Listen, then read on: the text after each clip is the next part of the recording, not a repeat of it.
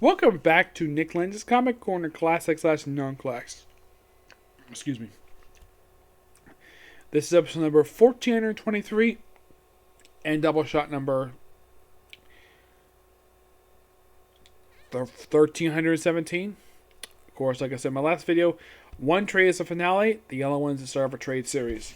First up, we have the final trade for X-Men. Well, this X-Men series.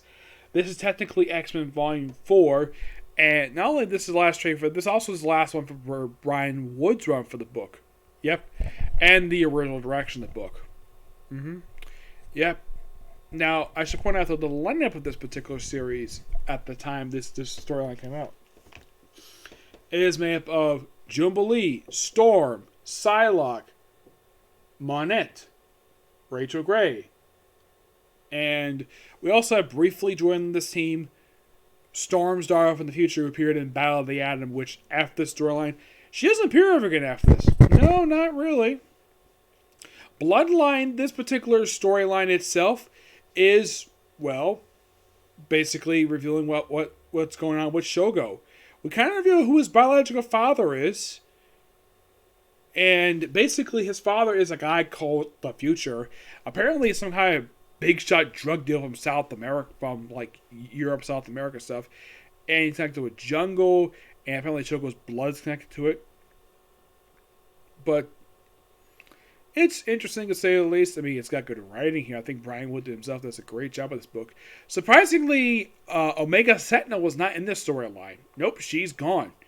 Completely gone. Yeah, Carmine Serpentor, aka Omega Sentinel, she is nowhere to be seen. She's completely gone in this book. Monette herself is actually just in this very storyline. I think she's here for pretty much the rest of the series. Now, of course, the cover art here is done by the Dotsons. Yep. Terry and Rachel Dotson does the cover art here, while... yeah, they're the ones who do the cover art here. The interior work is quite unique. The 13 and 14 is done by Clay Mann. 16 is Mata Bagafi with Gerardo Salvador. Let's see. There's a background story of Burma Superior.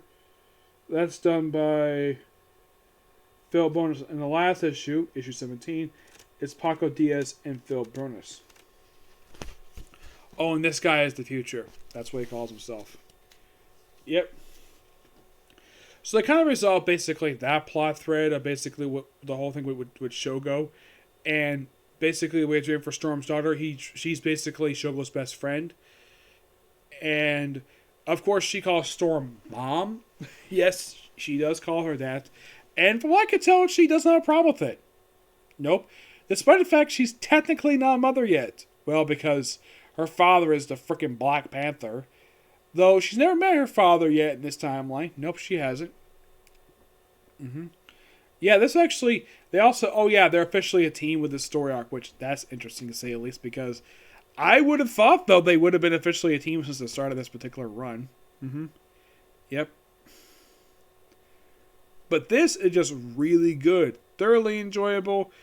Interesting, though, that Brian Wood left with this particular story arc. Yeah, he left. Yep. Now, these three trades here collect pretty much this entire run. Oh, and I give this book roughly I'll give it a 9.5 out of 10. Yeah. Now, this is pretty much the all three trades that collect Brian Wood's main book, though there's also two issues not part of here, and that's issues 5 and 6, because those are part of second Battle for the Atom. Yep. Now, at the start of this particular book, we had Rogue and Kitty Pryde part of the team, though they are moved from the roster after this particular story arc. Well, there's kind of a reason for that. Rogue was moved because she apparently got killed off pages of Kenny Avengers. Kitty Pryde got moved from this roster because she went with the young X-Men up to Canada and become part of the new Charles Xavier School. And this book basically, oh yeah, with that book, they're finding like a woman named, like, a bacteria named Arutia, I think, Arca, I think her name is. Yeah, apparently she's the sister of John Sublime, a guy who was a freaking virus. Yep.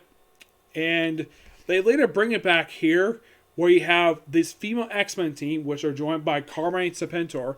That's the Omega Senator right there, without the armor. Yeah, that was actually moving after the first story arc, and she joins his roster just for this very story arc here. And this is basically them fighting the New Sisterhood, which is like a version which added, like, they added Lady Deathstrike. They added Lady Deathstrike. They also added the Enchantress to the group, which is, I thought that was interesting. She's a Thor character, and she's part of that group. And of course, they also added, well, they also added Selene, which they revived her. Yep. In the case of the Brian Wood stuff, this was really good. And here's a shocker, though. Like, how much longer did the series last without Brian Wood? Like, how much longer did this book last for? 9 issues.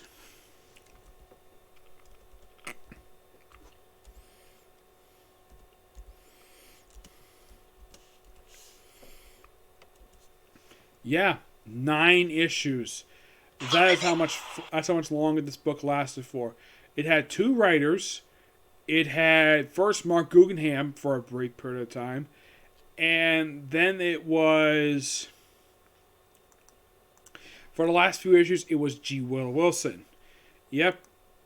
Though with issues 18-22, that was the Mark Guggenheim run. They had Cecilia Reyes the team, and Beast joined with issue 23, obviously. Along with Gambit. Yeah. It is interesting, though, that this book went through 4 writers in just 26 issues. The previous volume went through, like 1, 2, 3, about 4 writers. And, of course, that was in 41 issues. This is 4 writers in just 26. Yep. Brian Wood himself did stand the longest of all the writers of this book because, excuse me, I think for a lot of people, like, now there may be some reasons why this book ended. Presumably, low sales. That's a possible reason why the book ended. Excuse me. That and the fact that they probably didn't have any plans for this book going forward. Now, what happened to Jubilee after this series wrapped up? Well, she didn't do very much after this book wrapped up. No, not really. That's the one thing you think is quite interesting, though she does rejoin this team with this very story arc. But she honestly doesn't do very much at all. No. Like, as soon as this book wraps up,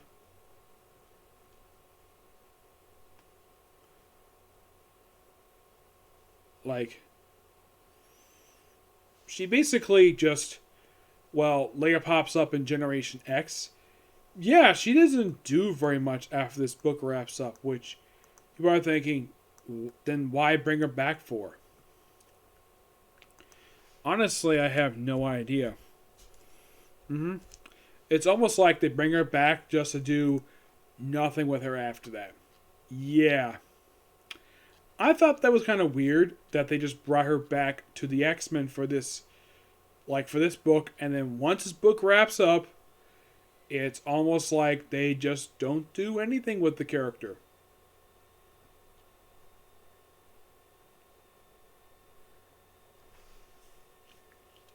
Well, they kind of in a way retire her in a way.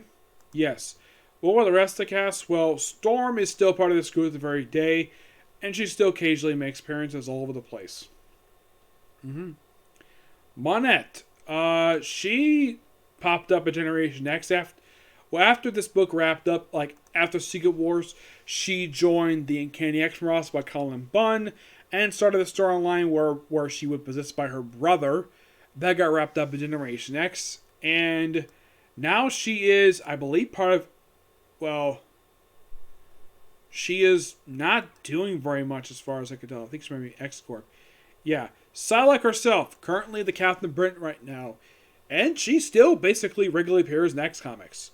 Though they kind of had this thing up because they revived all dead mutants. They had her Japanese by Kuroda, I think her name is, Kuwakawa, where she is the Psylocke, the classic Psylocke, in the classic like ninja outfit, wearing the sexy attire that people love seeing her wear. Yeah, they have her basically. They have that Psylocke, and you have the air slip being Captain Britain. Obviously. Yep. What about Rachel Grey? Let's see. After Secret War, she popped up regularly. Like, she popped up mostly in, like, an all-new X-Men. She popped up in Wolverine the X-Men. Let's see. She also popped up... She popped up everywhere in the X-Men books. As of currently, I don't think she's doing anything. I think she mainly appears in the main X-Men book. Yeah, that's mostly what she does. Well, actually, no, she actually is an X Factor. That's basically where she is now. Yep. But the team itself is mostly just gone their own separate ways and done other things. Oh, and Jubilee is no longer a vampire. She is back being a mutant with very weak powers. The fireworks stuff. Alright, next up is the first of a new trade series. This is Savage Hulk, Volume 1, The Man Within. Written and drawn by Alan Davis. This collects the first 4 issues of this short-lived title, and this even included the classic X-Men Volume 1, 66. Now, with this particular story arc, this is set after that very issue. So the way they had to set this up here in the trade, they put the 66 after the storyline. Mostly it's what the Hulk was up to after that storyline, but they followed up with the X-Men. Though this is one of 2 comics set after that storyline, after the issue, the other being X-Men Hidden Years #1. Mostly put just Hulk doing Hulk things. Oh yeah, and the Classwear Pants. We also have guest star appearances by The Abomination, Glenn Talbot. But the artwork in here is really good. Doesn't really accomplish much or anything in here with storytelling, but it's just a really good story. The whole point of the Savage Hulk series is mostly just to fill in some gaps in the Hulk's history. That's mostly what this thing does. It tells what he was up to after the events of X-Men 66, which also has a guest appearance by the X-Men. But for a good start to the series, this actually is not that bad. I give this book roughly I'm going to give it a 9 out of 10. It's actually pretty good. Yep. Oh, let me show us some Alan Davis artwork. Which, yeah, the guy draws the X-Men really well in here. I believe he does have a history drawing the X-Men before.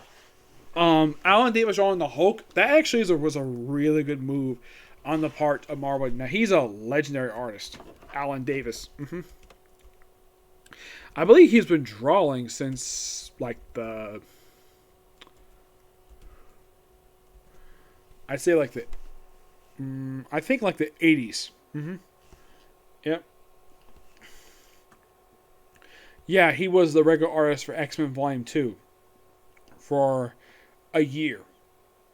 So at least he has some experience drawing the X-Men. Yeah, he has experience drawing them. The Hulk himself, prior to this particular series,